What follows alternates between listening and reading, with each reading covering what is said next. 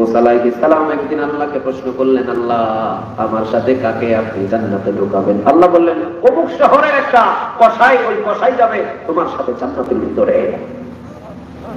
কে যাবে? কসাই। কসাই কি করে? ওর কাজই হলো ছাগল জবাই করা, ওর কাজই হলো দুম্বা জবাই করা, ওর কাজই হলো উট জবাই করা আর বসে বসে গোশত বিক্রি করা।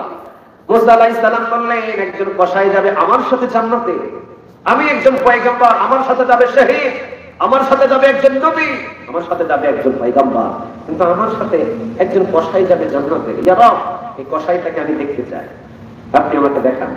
আল্লাহ রাব্বুল আলামিন বললেন, ঠিক আছে যাও, অমুক শহরের ভিতরে চলে গেলেন পয়গম্বর মুসা আলাইহিস সালাম। তিনি গিয়ে দেখেন একটা কসাই সারাদিন তিনি গোশত বিক্রি করে, গোশত বিক্রি করা শেষ, মাথার উপর থেকে একটা টুকলা, একটা ঝুড়ি নামিয়ে নিয়ে দৌড় দিলেন বাড়ির দিকে। মুসা আলাইহিস সালাম সামনে দাঁড়িয়ে বললেন, যুবক আমি তোমার বাড়ির মেহমান হতে চাই। যুবক খুশি হয়ে বললে, মেহমান তো পৃথিবীর কারো বরকত নয়, মেহমান একজনের বরকত, বরকত টাকা। আরে তুমি যাইবে আমার বাড়িতে, অসুবিধা নেই, চলো। তবে আমার বাড়িতে গেলে একটু খাবার দাবারের দেরি হবে, মনে কষ্ট নেওয়া যাবে না, কারণ আমার বহু কাজ বাড়িতে। মুসা আলাইহিস সালাম বলেন, আরে বেটা খাওয়াবি পরে, অসুবিধা নাই, আমি আইছি শুধুমাত্র তোর গোপন কিছু আমল জানার জন্য। তোর কি এমন ব্যক্তিগত গোপনীয় আমল আছে যে আমলের দ্বারা তুই দুনিয়াতে থাকতেই পয়গম্বর মুসা আলাইহিস সালামের সাথে জান্নাতে স্থান ঠিক করে ফেলেছিস? কি তোর আমল আছে এটা আমার জানতে হবে। তোর খাবারের শৌখিন নই আমি, আমি জানতে এসেছি, কিন্তু আমি এটা প্রকাশ করতে পারতেছি না তোর কাছে, প্রকাশ করলে তো জানতে পারবো না। চল।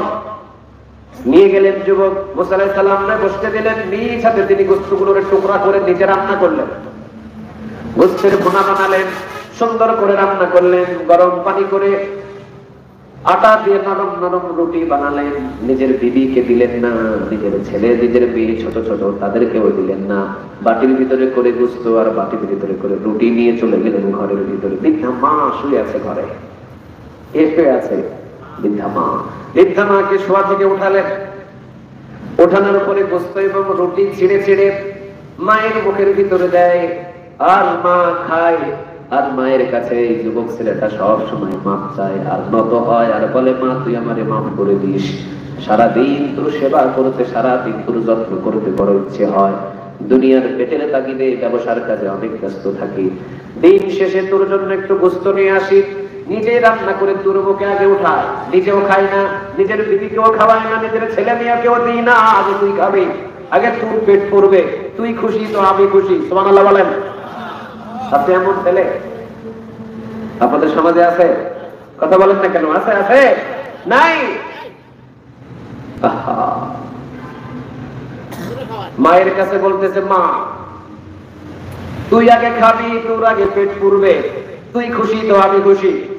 বৃদ্ধা মা রুটি খায় আর গোশত খায় আর দুই হাত তুলে দোয়া করে, আল্লাহ আমার কলিজার সন্তান আমার জন্য যা করেছে, আমার কলিজাটা ভরে গেছে, আল্লাহ জামানার পয়গম্বর মুসা আলাইহিস সালামের সাথে আমার এই কসাই সন্তানটারে তুমি জান্নাত দিও।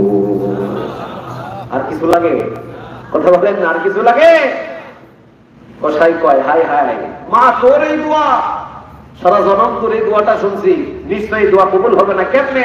কোথায় জামানার পয়গম্বর মুসা আলাইহিস সালাম আর কোথায় আমি একজন সাধারণ কসাই? পয়গম্বর মুসা আলাইহিস সালাম পাশে এসে আওয়াজ দিয়ে বলে, যুবক আমি বুঝতে পেরেছি তোর ব্যক্তিগত কোনো আমল দিয়ে তুই মুসা আলাইহিস সালামের সাথে জান্নাতে যেতে পারোস নাই, তোর মায়ের দোয়াই থেকে মুসা আলাইহিস সালামের সাথে জান্নাতে দাখিল করেছেন তিনি কে? আমি মুসা আলাইহিস সালাম। আমি এসেছিলাম তোর গোপন নেক আমল জানার জন্য। সুবহানাল্লাহ বলবেন।